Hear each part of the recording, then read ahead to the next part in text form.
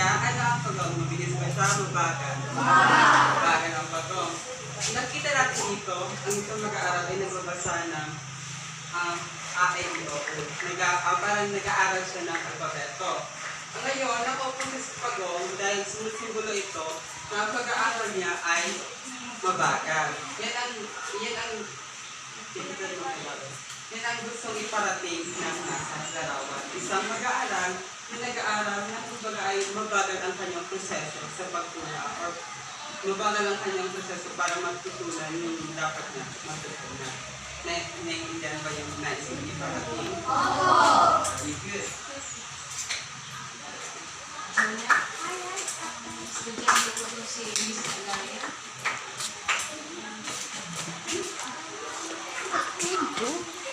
Naintindihan mo dito? So mayroon na kayo isang konsepto tungkol sa larawan. Sa sinabi po na ating tagamasid ngayong umaga.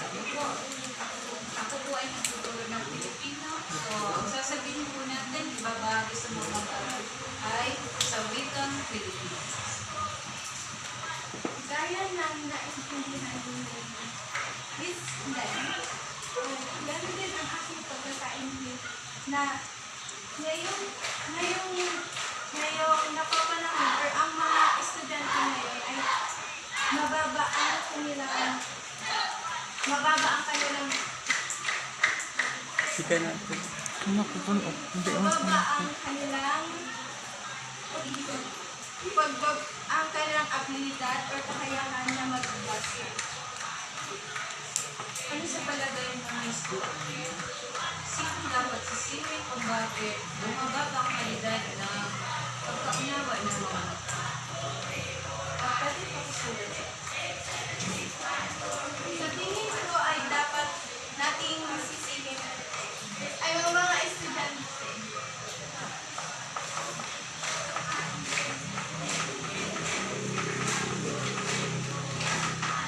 Or pwede din natin sisingin ang mga teknolohiya.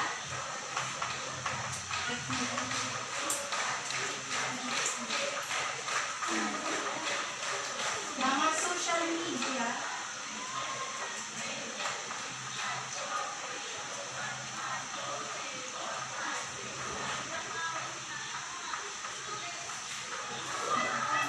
Estudyante sapagkat ngayong napapanahon, kung makikita natin ang ibang mag-aaral ay walang will or mababa ang kanilang kagustuhan na matuto.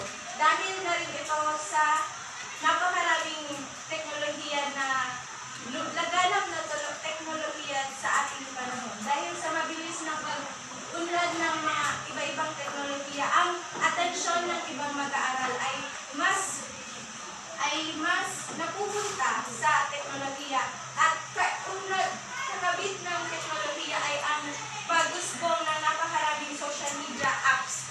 Lalo na ngayon tulad ng Facebook, pamilyar naman siguro kayo sa Facebook, Instagram. Sino ba dito ang may Facebook? O di ba tingnan nyo, halos lahat ng mag-aaral ngayon ay mayroon ng social media. Dahil dito, ang atensyon ng mga estudyante, imbes na mapunta sa pag-aaral o pagkatuto, ay mas pinagtutuunan nila ng pansin ang paggamit ng mga social media. Kung kaya't ang comprehension or ang pag-abilidad nila sa pagbabasa ay bumababa na rin sapagkat hindi na sila natututo or wala na silang gana na makinig or makilahok sa mga usapin sa loob ng paaralan o sa loob ng classroom. Okay?